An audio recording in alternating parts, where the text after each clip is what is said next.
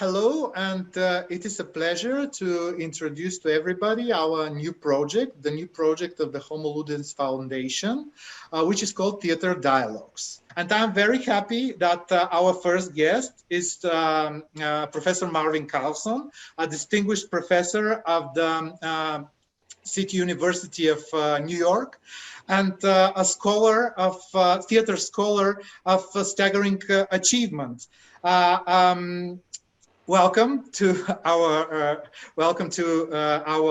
talk. And before I say just a few words about Professor Marvin Carlson, just let me introduce also my colleague and myself, the people who will be doing this talk. Professor Nikolay Iordanov, who is also a theater researcher and theatrologist, professor at the National Academy of Theater and Film Arts, and theater historian.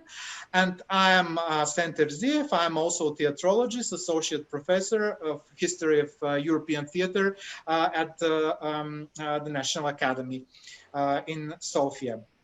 Professor Marvin Carlson is a scholar of staggering achievement. He has written so many books which have been translated on various languages, and some of them have been concerned with the theater history. I would like to mention some of the most important titles, which again, I hope that someday we may read in our language too, but starting from his debut book, The Theater of the French Revolution in 1966, Goethe and the Weimar Theater from 1978 book, which was of great importance for me, where he presents the figure of Goethe, but from the point of view of the theater, and we see a great description of this artist, but as a theater director, not just as the great writer who we know. Also, the Italian stage from Goldoni to D'Annunzio from 1981, Voltaire and the theater of the 18th century from 1998, and also apart from the historical books, there have been a lot of writings concerned with the contemporary stage, because Marvin Carlson is also a researcher, a traveler who has visited a lot of countries, has been a jury to a lot of festivals. And he has been a contemporary and has seen with he has experienced by himself with his own eyes some of the works of the most important figures of the contemporary stage. If I cite just two examples from the United States of America, the Wooster Group or the Mabu Mines. But I would like to make a special stress on there are two books which have written by Marvin Carlson, which have been of great importance, translated into many languages, and have been very influential. They are The Theories of the Theater, first published in 1984, and it has many editions, but in 1993 it had its expanded edition. And the other survey, which is called Performance, A Critical Introduction, from 1989. These two books were one of the reasons why we wanted to make this special talk with him, because they problematize two very important notions and ideas about the theater in the contemporary world. In a while, I will invite Professor Carlson to expand more about them. I would just like to say that it seems like the notion of theater and theatricality on one hand, and the notion of performance and all the derivatives from it, performativity, etc., on the other hand, have become very popular, very topical, and in the beginning they seemed as if they are enriching and opening new sides to each other, trying to expand our understanding about the theater. But on the other hand, and they have been they have enjoyed a great modern usage. We could say like that the idea of theatricality has begun from the beginning of the previous century, but the popularity of these terms is clearly from the second half of the 20th century. And nowadays, for example, the word performance keeps entering also in the Bulgarian language, and it actually produces quite a lot of confusion sometimes and trouble, because performance translated into Bulgarian can mean a great variety of things, not only in the terminological usage of it. I believe we shall talk about that too. My first question, and to give the floor to Professor Carlson to expand a little bit more about this, is why these two terms, why these two ideas, theatricality and performance, have become so important about how we think theater today, and are they notions which complement each other, or on the contrary, they are canceling each other? Thank you for that gracious and comprehensive introduction. Let me just to begin with pick up on something you said about that.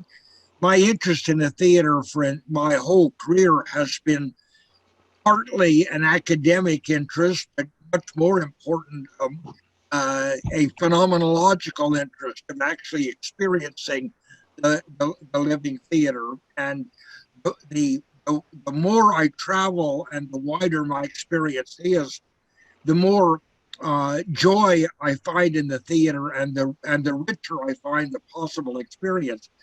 I have seen some theater in Sofia. I'd love to see more. I saw a wonderful production of Twelfth Night in Sofia a number of years ago. I look forward to coming back again, and it's delightful to be here, at least virtually, with you today.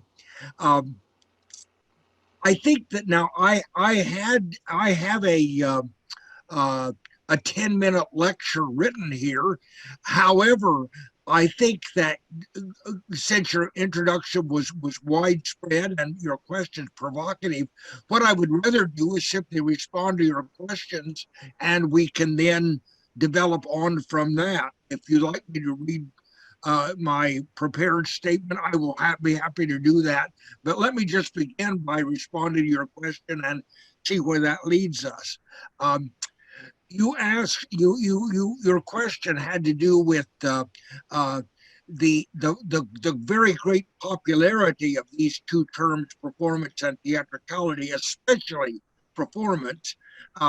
And it is striking, I have found, that not only all over Europe, but indeed all over the world, in South America, in the Arab world, in China and Japan, the English word performance has spread in the last 15 or 20 years internationally, and has been extremely influential, but also extremely confusing, partly because whenever you move a word from one language to another, it takes on different perspectives. It means several different things, or even more commonly, several different words are necessary in the other language to begin to suggest what it is.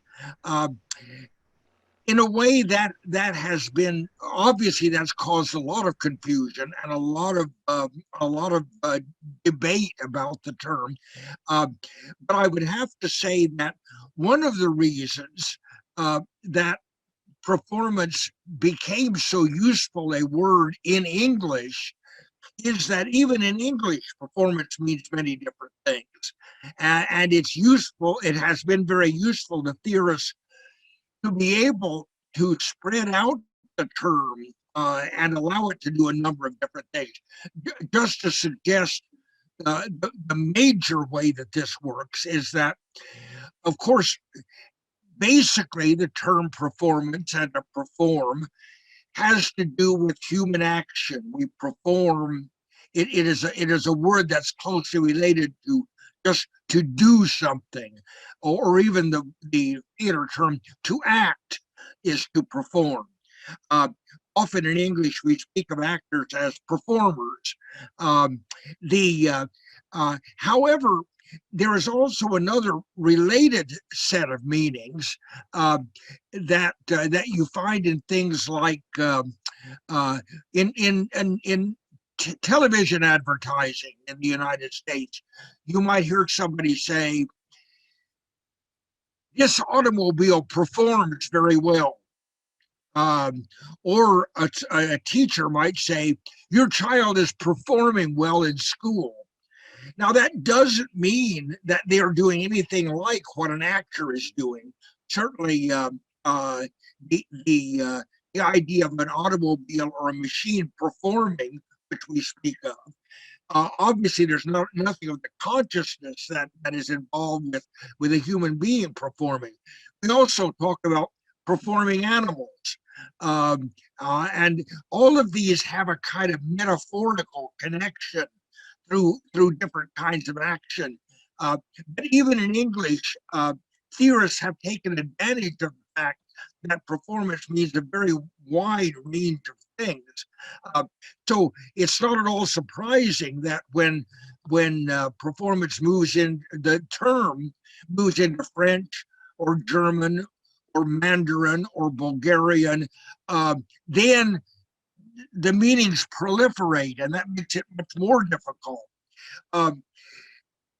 So this is only just kind of an elaboration on your thoughts about how both an advantage and a disadvantage of this term is its flexibility and the fact that it spreads out over a very large area. What performance has allowed theorists to do in the English language is to broaden in a number of important ways the whole concept of theater.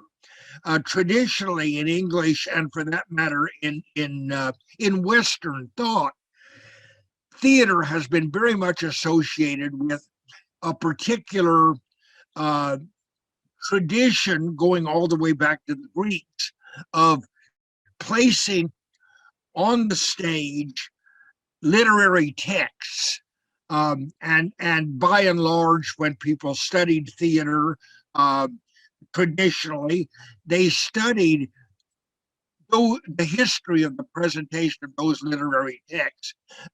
How did Shakespeare's plays work on the stage?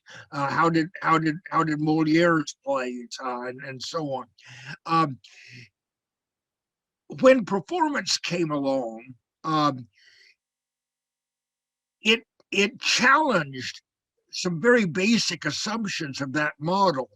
And the most important one was the literary bias of it. That is,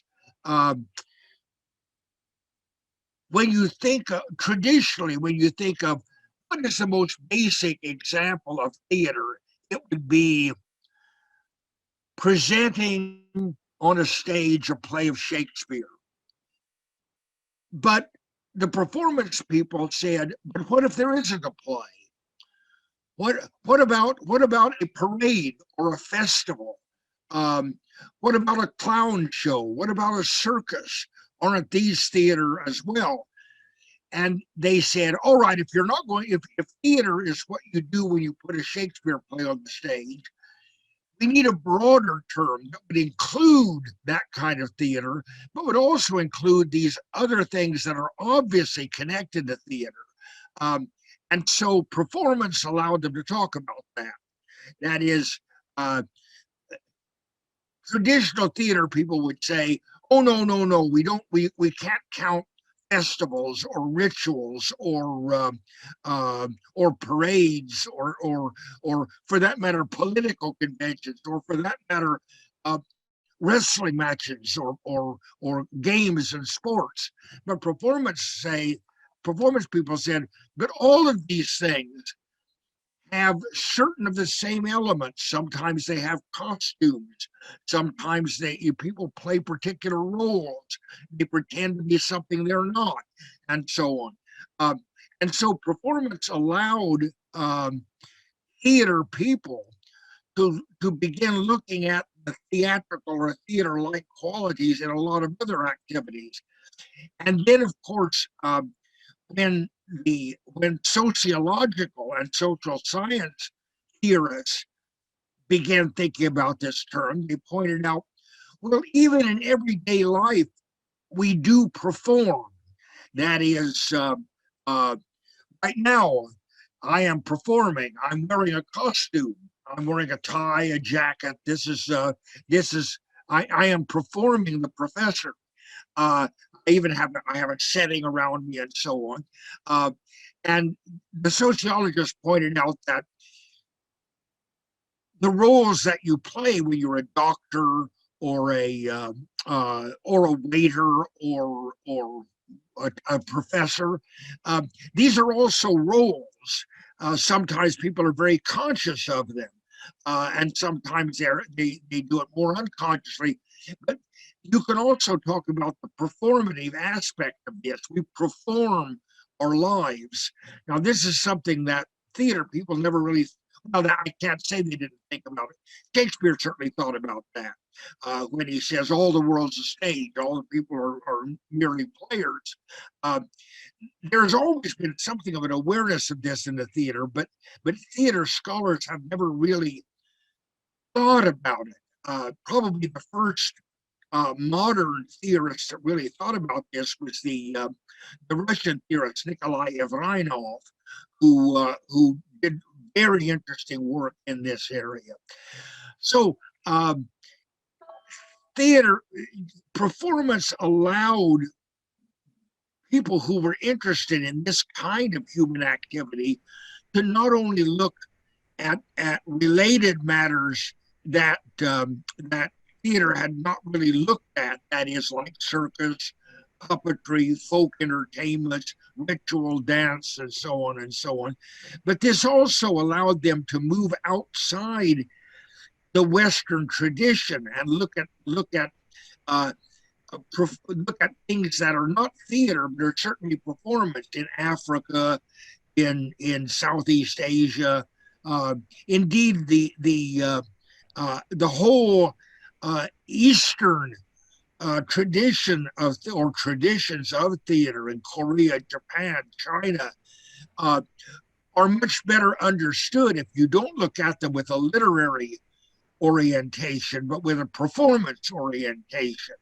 And so both geographically and structurally, performance allowed theater scholars to look at a much broader range and a much more, if I may say, democratic range. It's not just high literature you're talking about, but all kinds of folk entertainment as well.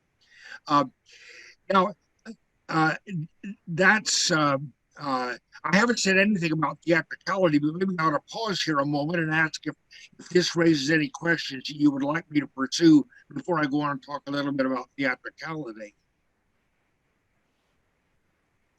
Okay. Professor Carlson, you were so generous to allow us to translate one of your articles, Postdramatic Theater and Postdramatic Performance. In it, you are asking for a more nuanced and complex understanding of the term postdramatic, which should go beyond the simple denial of the mimetic in favor of the performance or performative.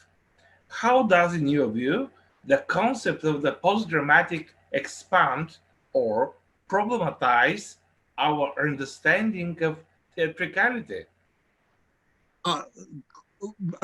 Thank you. It's a very important question. I would say that I am very pleased that you have an alternative. Does it expand or does it problematize or does it do both? To be honest, I think that the more important term is problematize, because there is a danger that post-dramatic does not expand, but confines to some extent. And let me explain. Like all critical or theoretical terms, post-dramatic, like performance, has a history. I mean, it began to be used by certain people in certain contexts, and that affects subsequent use, even though any time a new critical term appears, and especially when it begins to be translated into other languages, its meaning constantly changes and expands. So that, I mean, this inevitably happens. Take even a simple term, well, comparatively simple, like the theater of the absurd. What does theater of the absurd mean? Well, it means more and more things as it's used, and it becomes in really a cluster of meanings. My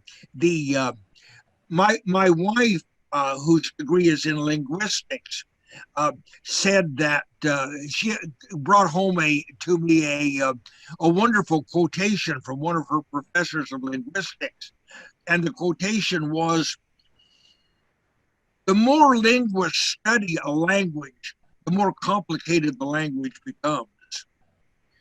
And in a way, that's like a critical term. The more people who use the term post-dramatic or performance or absurd, the more complicated the word gets. But let me take it historically. Of course,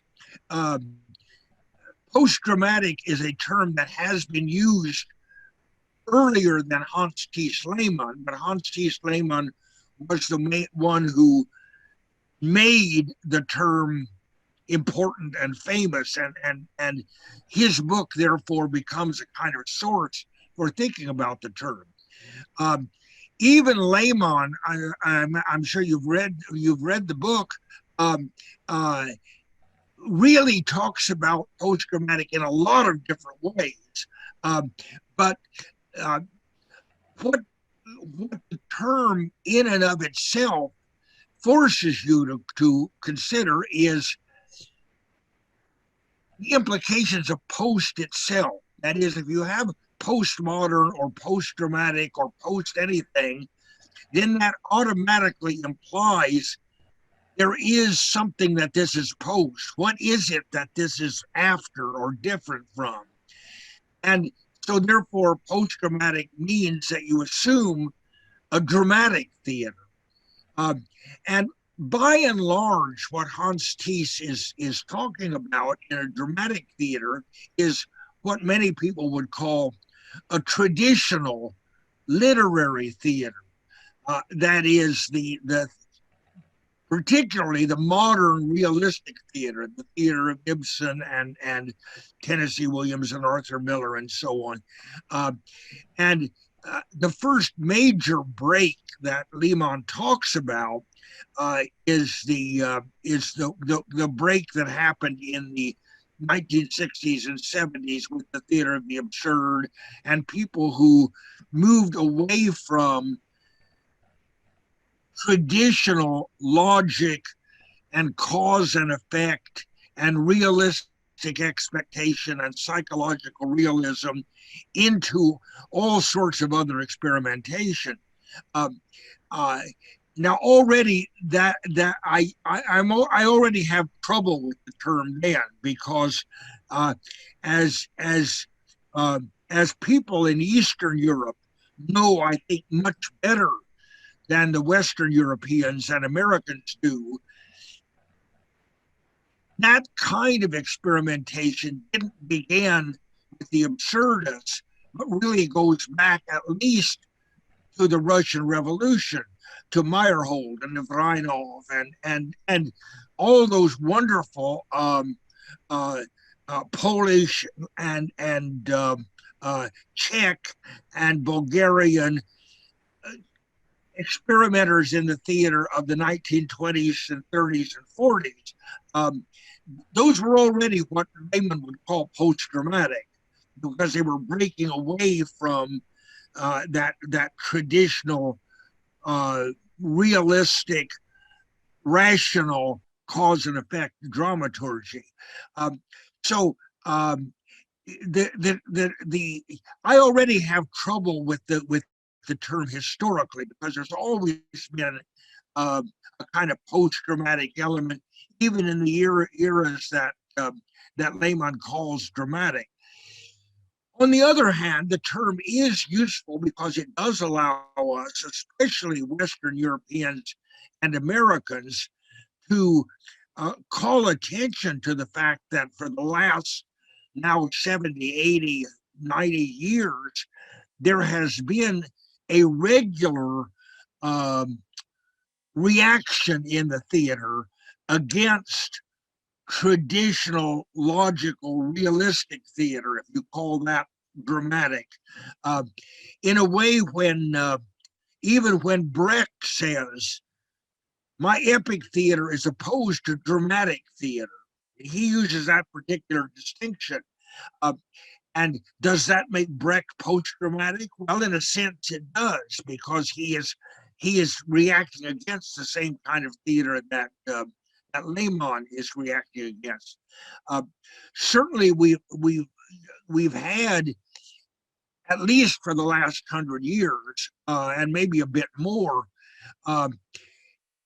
two very strong trends in the European theater. One, what Lehmann calls the dramatic, and that is the realistic, rational, Ibsen-style theater, and the other, what he would call the post-dramatic, and that is what began with the symbolist theater and was in the expressionist movement and the Dadaists and the surrealists, and now on today into experimentation like Robert Wilson or the Wooster Group or the Mabu Mines that you mentioned is coming to Bulgaria.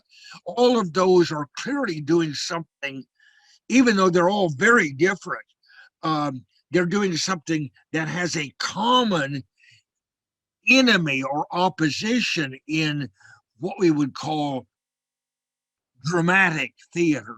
And it certainly, Lehmann was very important in pointing that out. I think it's just a bigger phenomenon and an older phenomenon than Lehmann is talking about. I guess then I've gone a long way from your question, but does it enrich or does it restrict the form of theater? It really kind of depends, I guess, on how you use the term. If you get too specific about exactly this is post-dramatic and this isn't, then it becomes restrictive. But if it gives you an opening to recognize a certain tendency that we might call the experimental or the avant-garde tendency in the theater, then I think it's useful and it's liberating.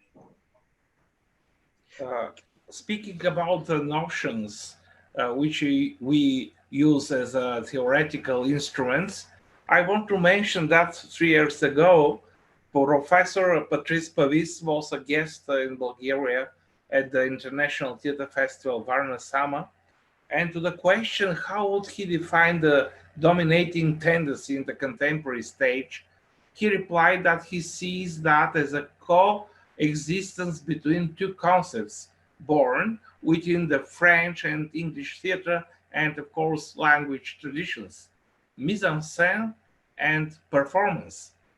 In your article, you mentioned post-dramatic as stemming in a large degree from the German stage practice. I think that the concept theatricality seems a more universal one and having the potential to include different practices and traditions. But what do you think about that? Well, I think I quite agree. More and more in the modern world, the theater is different theater traditions are becoming aware of each other and reacting to each other. That is 150 or so years ago, or even when the idea of modern theater studies was created by the Germans toward the end of the 19th century.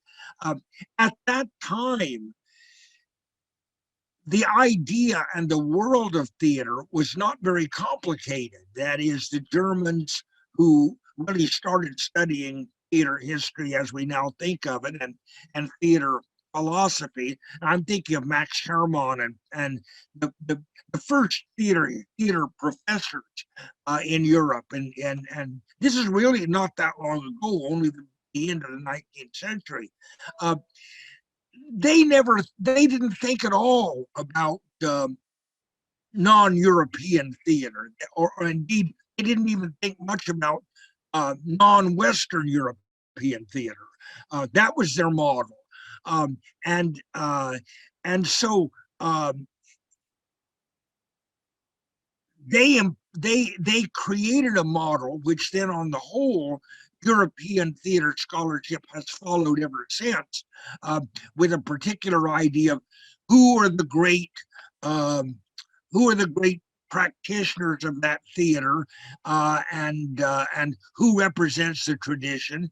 And you can still see that operating. That is, if you go to a theater season in Sofia, or in Rome, or in Berlin, or in Stockholm, what you will have is maybe half of the program, or maybe even more, will be the same people: Shakespeare, Chekhov, Brecht, maybe an American or two, maybe Tennessee Williams and Arthur Miller, probably no Bulgarians, probably no Eastern Europeans. It'll be Schiller, of course, and that's true, of course, also in Eastern Europe. If you go to Lithuania, you will find the same thing true. And then the rest of the program will be largely national playwrights and maybe a sprinkling of regional playwrights, but not very many of them. Now, so in a sense, in terms of the repertoire, we have not really moved away from the German model to begin with. They decided that Schiller and Shakespeare were the tops, and we continue to do that. I'm not disagreeing with it. I'm just saying this is the way the profession is scheduled. On the other hand, especially in Eastern Europe, early in the century, even though that the 20th century, even though that repertoire was accepted as the standard, the Eastern Europeans said, well, yes, but we don't have to keep performing that repertoire in the same way. We can use performance. They didn't always use that word, but we can use performance in order to break away from the repertoire and to let these plays speak in different, more contemporary ways. The West has not done nearly so much of that. America and England, especially, have been very conservative. So here is another way that a kind of post-dramaticism has entered the theater by way of performance. That is, and Lehmann talks about this as well. That is, you can do Shakespeare in a post-dramatic way. And the Wooster Group, for example, doing Hamlet, did what everybody would agree is a post-dramatic sort of interpretation. So again, it's very hard to say, has this restricted people or has it opened things up? I guess the general answer I would give is that artists do what excites them and interests them, and their audiences, if they're excited and interested by that, go right ahead. And sometimes they use a critical term to say this is a justification for doing it, but they don't really need the critical term. They go ahead and do what they do, I think.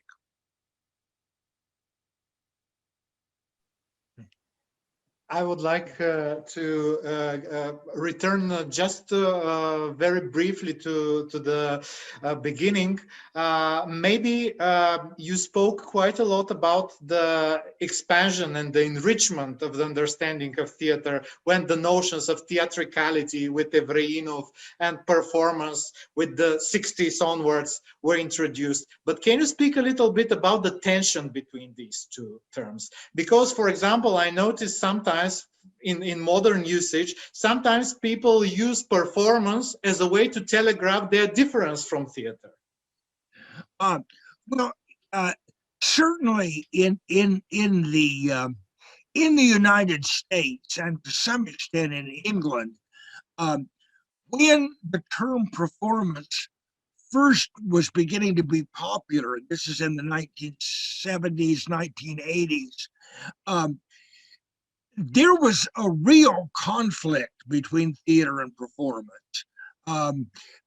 There were very angry arguments in our professional conferences about whether we should use performance or not, and whether performance was a threat to theater or not. And a little bit of that still exists, but not very much. By and large, my students don't see any conflict. They see theater and performance as terms that allow them to apply different critical methodologies. When there was a division, what the people who were opposed to performance said was that performance was denying the traditional values of theater. That is, it wanted to give up Shakespeare and Schiller and even Brecht, and instead study football games and political activities and even ritual and so on, but not. This was part of the general phenomenon in the United States, especially, that we now call the culture wars between people who were defending traditional culture and people who were seen as undermining it and bringing in all kinds of more popular but less academically respectable material. On the other hand, the people who were championing performance said the problem with traditional theater is that it's not democratic. It's an aristocratic an elite study of high art like Shakespeare and so on, and does not look at popular entertainment and popular art like circuses and clowns and so on. It sees those as inferior, and you end up ultimately arguing over matters of how was Shakespeare's Globe Theater actually built? What did it look like? Can we build a model of it? Which is not really important. The important thing is the living theater.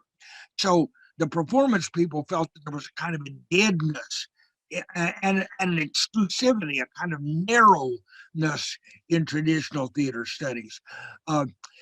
Richard Schechner at one point in the 1980s, and Schechner was a person, the real spokesman for performance study, he still is in the United States.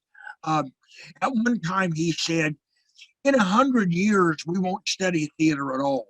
Theater will be a dead art, and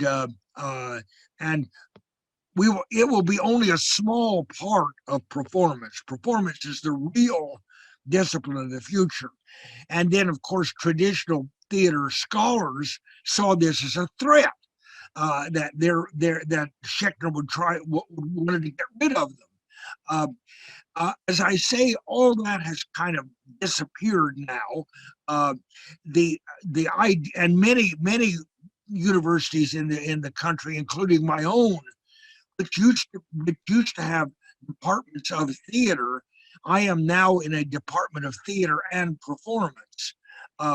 So the two terms now have pretty well grown together.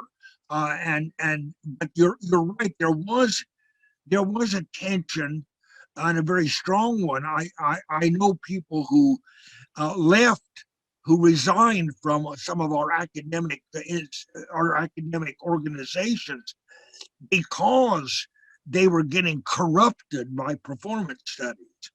But that's a historical phenomenon now, I think. And looking back, I would certainly say the concept of performance has broadened theater in two ways. It's allowed us to more objectively and significantly study non-European work, non-European performance that doesn't follow Shakespeare or the Greeks or whatever. So geographically, it's expanded us, and phenomenologically, it's expanded us because it does allow us to study popular and folk entertainment, rituals, all kinds of circus, all kinds of what we used to call quasi-theatrical or partly theatrical activities that are now under the umbrella of performance as well. One other question which I wanted to ask you was, could you give us some examples of productions or theater artists that you've seen which have been very crucial for your understanding about the development of theater? Yes, you mentioned that question in your email, and I must say I find it a very difficult one. You must remember that I'm 85 years old. I've been going to the theater often 4 or 5 nights a week for 60 years. I've seen theater truly all over the world and have loved it. And picking out certain groups or certain productions is very hard. I have puzzled over this a bit, and certainly a number of productions and a number of artists do strike me. I would say that in terms of just acting, no question, the most impressive and the most important example of that I've ever seen was Richard Cheeselock, who was Grotowski's leading actor, especially his production, The Constant Prince. I felt that he had shown me what an actor can do physically in a way that I've never seen anybody else do. Later on, he worked with Peter Brook also. So in a way, that's easy, although, of course, I've seen many, many other wonderful actors. As far as directors, of course, I think the first director that really showed me something of the potential of theater was Peter Brook. And I'm thinking of Marat Sade and Midsummer Night's Dream in particular. Those were enormously influential productions. Other very important, I think directors have had the most influence on me. Vakhtangov, Giorgio Strehler, certainly Daniel Mezguich and Patrice Chéreau in France. A number of German, Stein, not the late Peter Stein, but earlier work. Klaus Peimann, Thalheimer more recently. These are mostly Europeans. Now in the United States, what I've been most influenced by is the experimental work, the Worcester Group, the Living Theater, Richard Foreman, the Mabu Mines. These were all enormously important influences for me, and all of them had in common expanding my horizons of what theater could do, not only what it could do what it could do physically and experientially, and here we get to theatricality, I guess, but also what it could do intellectually, and of course I have to say spiritually. For me, the greatest theater is an intense spiritual phenomenon. So all of those things these groups have contributed to. Then Professor Carlson, looking at our very contemporary, very complicated situation enforced by COVID-19, how do you think that this digitalization of the arts will affect or will affect theatricality and performativity? Well, this is a question that we're all spending a lot of time worrying about right now, and for the last year, really. When you're in the middle of a phenomenon, it's very difficult to stand back from it and be objective about what's happening. So any answer I give has to be a tentative one. My feeling is that the whole COVID experience has confirmed in me something I already believed, and that was the theater is a live art, that Zoom theater is not theater. There is something about not only you and the actor being alive and breathing in the same space, but I mean, Cheeselock would be a wonderful example of that. I had to be in the room with him, but also being with an audience, that the collective response to the performance, which any actor is aware of, and it is a two-way matter. That is, the audience helps, obviously, is a co-creator of the experience. None of that have we found a way to manage in digitally, and I don't think it's possible. I do think it's possible to create a digital theater. I haven't seen any really successful examples of it yet. And in a way, maybe we have already found out how to do that, which is to make films. I mean, film is an art. It's a very different art from theater. I haven't yet seen, of course, it's very early, digitalization being able to create effects that are anything like the really great work, great experiences that I've had in the live theater and in the film. It's sort of in between and hasn't really achieved a lot in either one of them. Thank God for the internet. I mean, it makes possible what we're doing right now.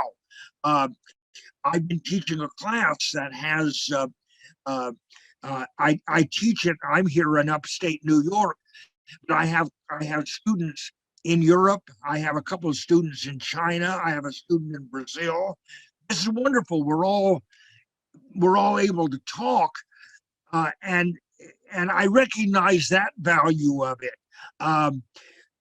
But from an aesthetic and artistic point of view, I do not yet see that this last year's experience has laid the foundations for any kind of profound advancement in theater or performance. I hope I'm mistaken. People are very ingenious.